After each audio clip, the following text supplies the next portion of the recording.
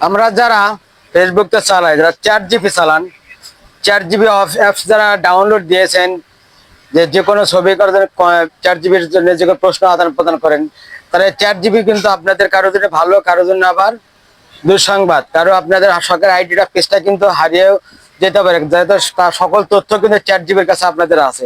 তাই chat GP থেকে কিভাবে রক্ষা পাবেন, এই সমস্ত তথ্য কিভাবে নিজের কাছে রাখবেন, স্ক্রিন শেয়ার আমি আপনাদের দেখিয়ে দিচ্ছি। পুরো ভিডিও দেখলে তাহলে বুঝতে পারবেন।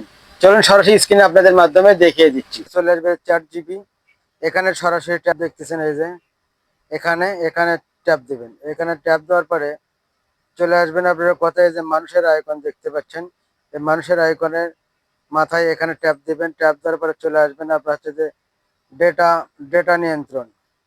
এই ডেটা নিয়ন্ত্রণ এখানে আসবেন। এখানে আসার পরে এখানে ডাটা চাপ দেবেন। চাপ দেওয়ার পরে যদি আপনাদের কারো দেখবেন এই যে সবার জন্য মডেল উন্নত করুন, এটা আপনাদের যাদের অফ করা, যাদের এরকম অন করা আছে, আপনারা করবেন কি এভাবে অফ করে দিবেন। এইভাবে অফ করে দেওয়ার পরে তারপর আরেকটা অপশন আছে, সেখানে যে চ্যাটের ইতিহাস সাফ করুন, এখানে চাপ দিবেন। এখানে চাপ দেওয়ার পরে আপনাদের যতগুলো থাকছে সবকিছু আপনাদের তখন ডিলিট হয়ে যাবে।